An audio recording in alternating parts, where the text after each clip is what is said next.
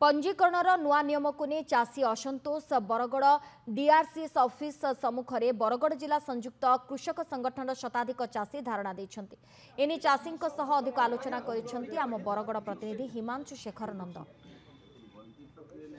चलित खरीफ ऋतु रे धान पंजीकरण नियम को लेकिन वर्तमान समय रे चाषी असंतोष प्रकाश करी डीआरसीएस ऑफिस सम्मुख रे धारणा प्रदर्शन जारी रखिथिबा बेले आमे सीधा सलक से चाषी मान सहित आलोचना करिबा। सर कौन कहिबे कहीं आसीचंती कौन समस्या रही मुख्यतः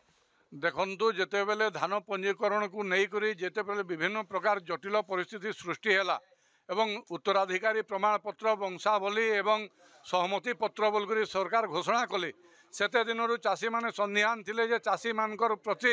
एटा गोटे सरकार अन्याय करबार के जाउछन एवं ताकू आमे सरलीकरण करबार ले दाबी करिथिलु। बरगड़ जिल्ला रे विभिन्न कृषक संगठन संयुक्त कृषक संगठन राजबड़ा समर कृषक संगठन विभिन्न जगह दाबी प्रदान कले। आंचलिक कृषक संगठन माने प्रत्येक ब्लॉक रे देले पैक्स को ताला दिया गला। आमे गुटे दाबी करिथिलु जे जनता आमे पूर्व पुरुषानुक्रमे विगत वर्ष वर्ष धरिक आमे जनता केवल जमी डॉक्यूमेंट रे आमे पंजीकरण करूथुलु एवं स्व घोषणानामा दउथुलु से आकार रे ई वर्ष मध्य आमे स्व घोषणानामा रे धान पंजीकरण करिवु किंतु सरकार ताकू मानु नाहंती। जेतेबेले दाबी प्रबल हैला मंत्री विभागीय मंत्री घोषणा कले जे स्व माने घोषणानामा रे चाषी पंजीकरण करि पारिबे किंतु ता सत्वे बालेश्वर जिलापाल जेतेबेले स्व घोषणानामा रे चाषी माने पंजीकरण करि पारिबे बोलकर चिठी जारी कले बरगड़ जिलापाल कुंभकर्ण निद्रा शोइछंती। बरगड़ जिलापाल बोधे जानी नाहंती जे बरगड़ जिल्लाटा भी ओडिशा रे अछि एवं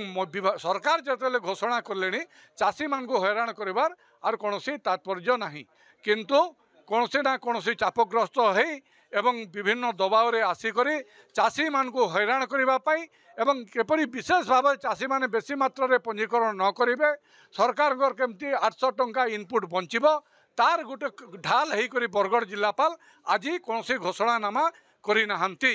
तेणु आमे स्व घोषणानामा रे पंजीकरण करिवु नहेले आंदोलन करिवु। निहाती भावे एबे धारणा प्रदर्शन करचंती चाषी माने आम सहित संयुक्त कृषक संगठन जे उपदेष्टा रहिचंती रमेश महापात्र आमे तांकर मध्य प्रतिक्रिया नेबा कोन कहबे सर कोन पई धारणा एवं कोन समस्या मुख्यतः कोन सब दाबी रही आपन रेजिस्ट्रेशन करवाटा बहुत कठिन हो साधारण जे चाषी से रेजिस्ट्रेशन कर नहीं पार्बा से लगी प्रतिक्रिया आम विभिन्न समय आंदोलन करूँ आमर आंदोलन के मंत्री समर्थन करी कहले स्व घोषणानामा रेजिस्ट्रेशन हो पार्बा बोलिक जिला प्रशासन ताके कार्यकारी नहीं करवार लगी डीआरसीएस ऑफिस सामना आम धारणा बसचु आशा रखीचु घंटे 2 घंटा भितर स्व घोषणानामा आमको रेजिस्ट्रेशन करवार अनुमति देवे जदि अनुमति नहीं देवे ये आंदोलन आहरी दुर्बार होगा आहरी भयंकर होगा एवं स्व घोषणानामा सबू चाषी रेजिस्ट्रेशन करवार लगी जिला प्रशासन बाध्य होबे। पंजीकरण कारण समस्या मुख्य समस्या कारण पंजीकरण मुख्य समस्या हो वंशावली देखुन आज्ञा जमीटा जे पोजिशन रे अच्छे आर दीर्घदिन धरिकी जे धान कार्ड बन आसूला आर चाष करूला बर्तमान इमाने एंता कागजपत्र मागुछन जे से जमीन केते परसेंट खाली करि पारबा मन करूँ जदि एकड़े अच्छे जड़े से 25 डिसमिल कर 75 डिसमिल नहीं पारबार इटा हूँ मुख्य समस्या क्या है बोले आप देखुन जमी जिते बेले पहला हमिद है तापर मेजर है तापर चक है चक हबार ये 45 बरस है न इमाने कौन बंदोबस्त नहीं करबार आउ जेन माने मरी हजी गले न ताकर यहाँ वंशावली टोटाल मागुछन चक बहुत जगह चक भी इमाने दखल नुहे दियंते लैंड डिस्प्यूट बरगड़ जिले में गोटे भयंकर परिस्थिति अच्छे जदि इमाने लैंड डिस्प्यूट नहीं पटाबे और हठात जदि गोटे नियम लागू करदे घर घर इमाने हान काट हवा लॉ एंड ऑर्डर सिचुएशन सृष्टि हवा भाई भाई भितर मारे बालेश्वर जिले में जदि सेल्फ डिक्लेरेशन फॉर्म धान कार्ड रेजिस्ट्रेशन नहीं पारबा बरगड़ जिले में कांगे ना पारे इधर जवाब देवे बरगड़ जिलापाल। शुणुले चाषी मान प्रतिक्रिया जे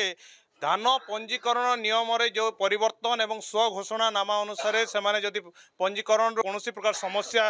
उपजीव मंत्री जहाँ कही ताहा जदि लागू न करा जाए ताहले आगामी दिन में जोरदार आंदोलन करेंगे बोली से स्पष्ट कर। बरगड़ हिमांशु शेखर नंद, नंदीगोष टीवी।